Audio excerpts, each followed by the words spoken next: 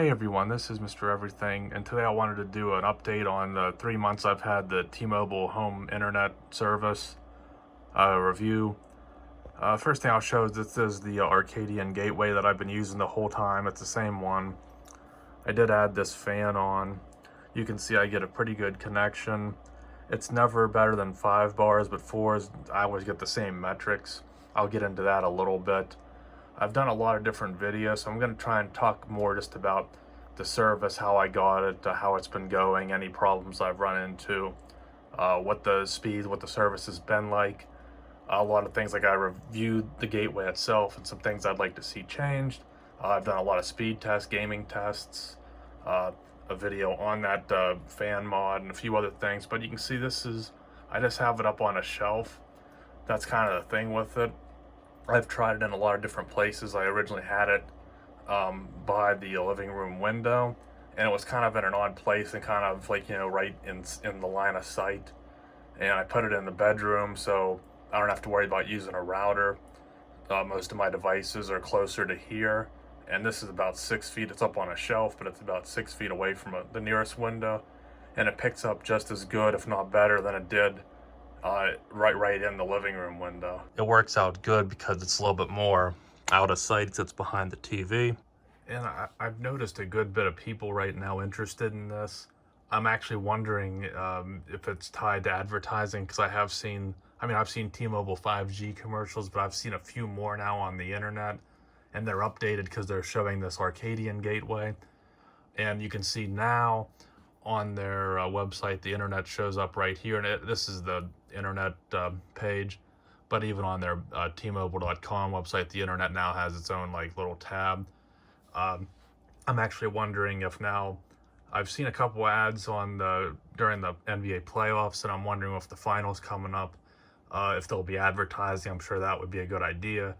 Verizon has a service very similar to this, and I don't really watch much TV, but I haven't seen one single advertisement. My guess is because their network isn't that ready.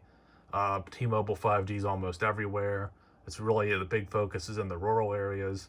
So I'm thinking that that's why they're advertising, because they have pretty good coverage, even if they're still fine-tuning things to where Verizon's offering their service, but that one must not be really fleshed out yet. I always suggest looking at their website. There's different deals. Right now it's $30 a month if you have Magenta Max. I don't have a T-Mobile, I have Mint Mobile, so it uses a T-Mobile tower, which is how I knew the service is worth getting in my area. The internet's $50 a month. You get a 15-day money-back guarantee. They're saying price lock for $50. I don't know how long that is. I mean, when you look at the economy and stuff, if they're building the service, I can't see them raising the prices right away. Verizon has like a 2-year lock and then a 3-year lock for a different plan, and then I'm sure they'll raise theirs some. So I'm wondering, T-Mobile, they might want to edge them out in maybe 5 years, but we have to be realistic. I doubt 10 years from now they'll still be charging $50 to play. But when you look at the price of everything else and all other internet services, I think at least knowing only $50, and even if it does go up a little bit in several years, not a big deal. Right now they're offering half off YouTube TV, but again, you have to have that Magenta Max, and you can see a lot of the benefits you can explore on here. So it was about 3 months ago that I signed up for this. You do it online. I'm sure you could probably call as well. I did it online. You check your availability. So I've actually been trying this for a few years now. So my area, even though we had service, must not have been ready for the 5G. So once I was finally in an approved location, I applied online. It was pretty easy. Just give them like your payment, and I use a credit card just for safety, peace of mind. For me, they did a credit check. Now, I've read, like when I was looking at forums way before I got this, some people said that they complained and they let them sign up without a credit check. But one thing I've noticed is now Metro has this exact same deal. It's $50 a month, but you have to pay $50 to own this actual gateway. So you're gonna have to buy this outright, $50. That's probably why there's no credit check, and it's probably prepaid. You're probably paying it in advance. Now, I'm not sure on that because I don't have Metro, but it's basically the same thing. So if you can't get approved for the T-Mobile because of the credit check, you could try Metro. And one other thing with the Metro is for the T-Mobile version, they don't offer the ACP $30 discount if you're eligible for that. And Metro, like T-Mobile doesn't support that at all. Metro on their cell phone plans, you can use that, but as far as I know, you can't use it on the home internet. And I think with Verizon, you can use that credit on any of their devices, which is kind of nice if you can get that. Now, I've been using this Arcadyan gateway the whole time. It's the same one. I've never really had any issues. I did put that fan on it just to keep it cooler, and I explained that more in the video of the fan and then the review I did of it. But it works, it gets the job done for most people that just want plug and play. Some people asked about that in my unboxing. You just plug it in and then set up the Wi-Fi and then connect to it and you're good to go. You can manage it if you download the app and get your admin password and sign in. You can change the name of the network, but that's about all you can do. There are 2 Ethernet ports on the back, so you could add, a router, but then you get a double NAT if you game, and then, or you can just plug in like a computer or printer directly into it. But I think just the ease of just plugging in, it is Wi-Fi AX. It's pretty capable, and for most people probably will be okay. Now, as I showed at the beginning, I get 4 bars, and I get basically what the tower is capable of. Some people said, if I only get 2 or 3 bars on my phone, will it work? Well, your phone's antenna, the antenna in these is probably about the size of your entire phone, depending on your phone, but they're very big. So you're going to get a better signal. I get like 1 or 2 bars indoors on my phone, and I go outside, I might get 3 or 4, but this gateway gets like 4 to 5 bars inside all the time. And I take it outside, and you can see hopefully here, this is I'm up in an apartment 2nd floor, so it's top floor. So I just went outside and walked like 50 feet across the road, and according to Cell Mapper, I believe this is the tower I'm getting. There's also another old Sprint tower that T-Mobile has now. They're about 2 miles away, and they're kind of a direct line of sight too, but I think the numbers on the metrics showed this one. So for me, signal's not an issue because I'm less than 2 miles away, pretty much have a direct line of sight. There are some trees, but I personally think even 3 bars is usable. Ideally, you want to get as close to 5 as you can. If you have 1, then that's like on your phone. If you get 1 bar, you usually drop out, and it's not that good. But everyone knows, your phone gets 2 bars, it's going to work. So if your home internet, you get 2 bars, it's probably going to work. And then, like I had mentioned earlier, you get these benefits. So I like that. Right now, I got 3 months of YouTube Premium, so no ads. That's nice. I do like it. I don't know if I'll stick with it, but you get to try that. You get $10 off for YouTube TV, so that makes it $54.99, which is a lot better, a little more reasonable, a little closer to Sling, which is what I normally use. But then again, if you have the Magenta Max, you get that 50% off. And then there's the T-Mobile Tuesday app, which I think that's for any T-Mobile plan. I got a free year of MLB TV. Haven't used it that much, and who wants to really sit around and watch baseball when you can get the highlights, and then you can't watch your local team because of blackouts. But I took it, and then you get the UMA, which again, I'm not sure if these are rotating or they're just fixed and they're always deals. But I got the free Tello and the premium service for $10 a month for 18 months. And I'll get into that with my latency and speeds. That they want you apparently to use the UMA service, but for me, it's kind of not quite there yet. Now, in terms of reliability, I've never had any outages. I've never dropped signal. If I put the device on the floor or like on a desk to do something, it might be fluctuating. But when I set it there and don't move it, I've never had any issues. I've had slowdowns, which that's the deprioritization. It's the nature of how this works. There's no data cap, so you can use as much as you want without being slowed down. But if 10 or 50 other people are all gaming or downloading some big file or watching 4K, then you're kind of below the Magenta Max people, and you get the lower priority. That's kind of something I don't like. I mean, someone that's home on their phone, why do they get the preference? I mean, they are paying more for their service, but if you want this to be home internet and this is supposed to be your whole home network, I think the home internet user should have priority over someone that's probably just hogging bandwidth scrolling through TikTok or something stupid. If they're at home, they should be using their Wi-Fi at home.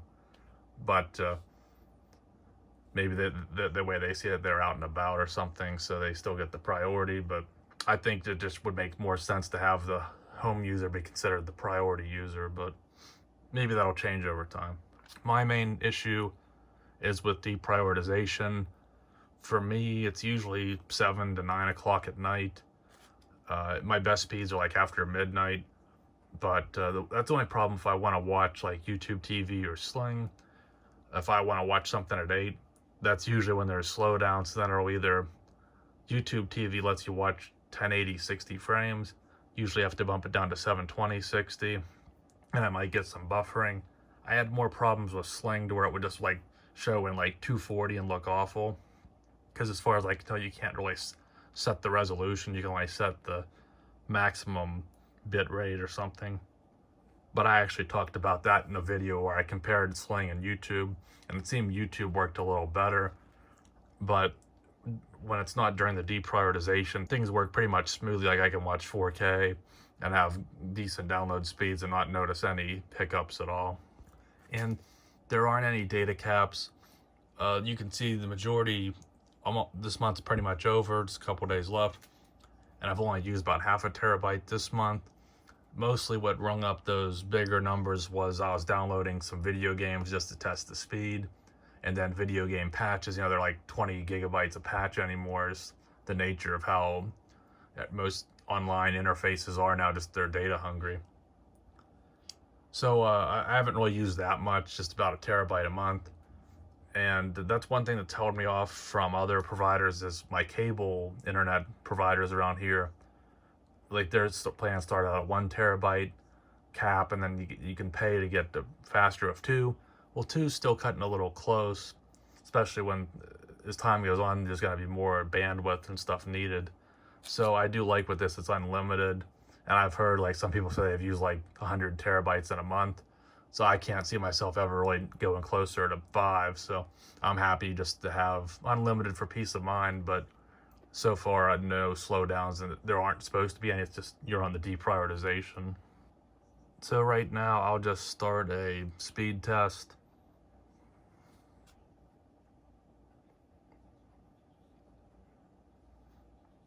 And you can see the issue I've had with my speeds lately is they're really slow. Now I'm not sure why right now they're really bad. So I'll run this one again. But that's pretty much my main issue, is it seems in the 3 months my service has gotten slower.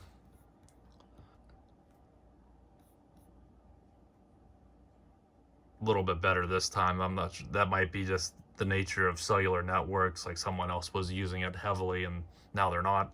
I don't know. But that's still not very good. That's way under what an advertised 5G speed would be. And worst of all, my ping has gone up greatly. Instead of going any further with this one, I'm just going to bring up here. And I just did a video a couple of days ago, so you can see here. When I first got it, my ping was around 20, which was pretty good. Downloads were between 80 and 100, which was very good. And then the uploads were about 20 to 30, which that's on the LTE. This was my Verizon DSL, which I no longer have, so just did replace that. And this is the test I just did a few days ago. So we'll give this one a try. You can see my ping has gone up to a level that makes gaming and using the UMA service that they advertise to you pretty unreliable. Speeds aren't good. It's what, 440 right now. So that, and it's Memorial Day, so there's probably more people at home and on. But for the service, this is my area, and it's still, you can see better overall than what the Verizon was. But that's my issue. That ties into the next thing, is I did call customer service. They were very helpful, and I'm going to tackle what that was like next. So if you use the T-Mobile phone app to look at their diagonal or cellular metrics, the ideal conditions is B2 band for LTE and N41 for the 5G band. A couple of times I did see it switch to N71, but it always would go back to N41. But then the B2 band would usually be on it, but sometimes would go to B66. And I only noticed it because I'd noticed my service is a little slower, the ping's gone up, and I would look and I'd be on B66, but it usually only happened in the middle of the night. And then if I could unplug it, plug it back in, it would go to B2, or I'd just wake up in the morning and it would be back to B2 anyway. But then there was a period for a couple of weeks where it was just constantly stuck on B66, and my ping had gone from that 20 to 30 milliseconds up to 100 every time. And you can see it's still not very good since that happened.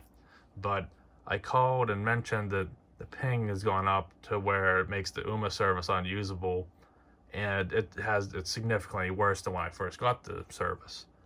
And I will say, unfortunately, with T-Mobile home internet, as far as I can tell, you can't chat with them about customer service for troubleshooting. You have to call in. They have their own phone number for the home internet. And it did say there was like a 45-minute wait. And Verizon, when I called them, I did wait like 15 minutes on the line. And then I called again and they answered instantly. With T-Mobile, maybe because they're more affordable and they're not as big, it's kind of understandable. But I didn't have to wait on the line. They actually just called me back, so that made it more convenient. And they were very helpful to me. And we reset the gateway. And I didn't really notice any improvement, so they said it wasn't a problem with that. It's just maybe the network, and they had someone look at the tower. And I wanted to show the next day or two, I think, I did receive this. I'm not sure if that's an engineer or just someone calling on behalf of what they found out from some engineer.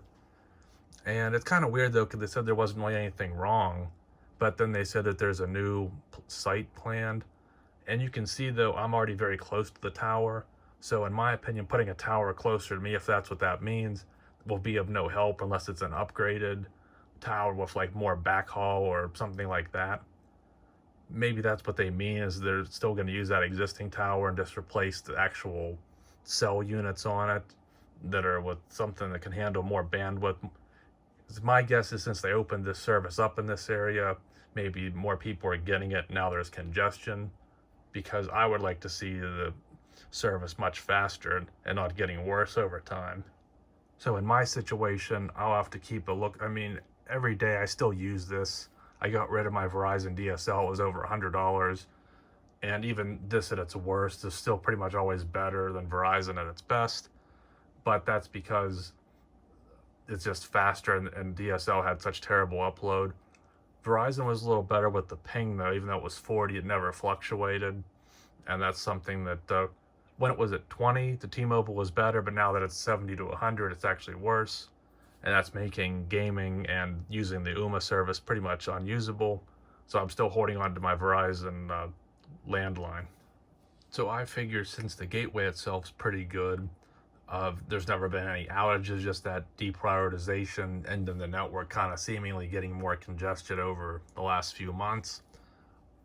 Since it's $50 a month, and better than the DSL I had, I don't mind sticking with it, at least probably for the rest of this year, to see if this service improves. And like they said, if they put that new tower in, and then maybe I get 300 or 400 down, because a lot of people say that's what they get, and my ping's 20 again, then that's just perfect, and I'll probably just continue and have no problem. But I am considering applying for Verizon home internet as well, and comparing the two. I made another video on this gateway, and I think the Verizon gateway is a lot better, but the problem is Verizon doesn't have the same 5G coverage. Some people say that their C-band is actually better than T-Mobile's 5G, because Verizon's taking their time. And when I apply, I don't get the 5G. Verizon has the LTE home internet for my location, but it's capped at 50 megabits download and only about 4 megabits upload. And T-Mobile, even with the bad signal I'm getting, or bad service I'm getting now, is still usually 15 to 20 megabits upload. But the price is $50 for the LTE, and then I would imagine if your area becomes 5G, they just upgrade it for free and nothing changes. But you can see it's pretty much the same. They want you, again, like T-Mobile, to compare it with their cell plan, but it's $50 a month for the basic if you just get the service standalone. So I might have to pick this up in the coming months to compare the two, but again, I'm going to wait and see if T-Mobile upgrades that tower like they said, and if all's well, then I'll forget about it. But it would be kind of fun to get both and compare the two and see which one does better. And that's the advantage T-Mobile has right now, is there's probably way more people across the United States that have T-Mobile 5G coverage and can sign up for the service, to where Verizon is more limited, but their gateway seems to be a good bit better, at least as of now. And some people say that the Verizon home internet is better for them, but then a lot of people say T-Mobile is better. So it's kind of just up to each person. So for me, I might have to experiment and share what my experience is going to be like. But right now, I'm still just going to stick with T-Mobile. But I would highly keep that in mind. If you're in the market, just look at Verizon, see if you're eligible, see if it's worth also a consideration. So in closing, I would recommend T-Mobile home internet, especially because it's just $50 a month. I will say, if you already have existing internet that gets a ping under 20 milliseconds and offers speeds over 50 megabits download and 10 megabits upload, that's more than enough for gaming. That's more than enough for 4K. Now, if you have a lot of people in the house or doing a lot, then you might be slowing things down and need a little more. But if your hard line coming in is like those speeds, I don't know if I'd consider this, at least not now. But if you have DSL like I did, and that's usually more expensive and it's way outdated and slow, this is better than that even at its worst. If you have satellite, that's just terrible altogether. And they usually very limit you like a couple hundred gigabytes, if that, on your cap. Now, there is Starlink, but I'm not sure how many people know about that and where it's available at, and it's probably more convoluted. And obviously, if you don't have internet at all, then this is no question, just go ahead and get this. But if you have a really good signal, unless you really want to take the risk of cheaper internet that might not be as stable, otherwise maybe hang on, or do what I did and keep paying your old internet and introduce this for a couple months and then pick and see if this can be more reliable. But if you have one of those other options like DSL or satellite or nothing at all, there's no question, just go ahead and get this. You still have that 2-week trial period to see if anything wouldn't work right. You can either get it ironed out or send it back. But either way, thank you for the price, $50 a month, and all the benefits you get. And this is a new service, so I'm sure in the coming months and years, they're going to have this improved a whole lot.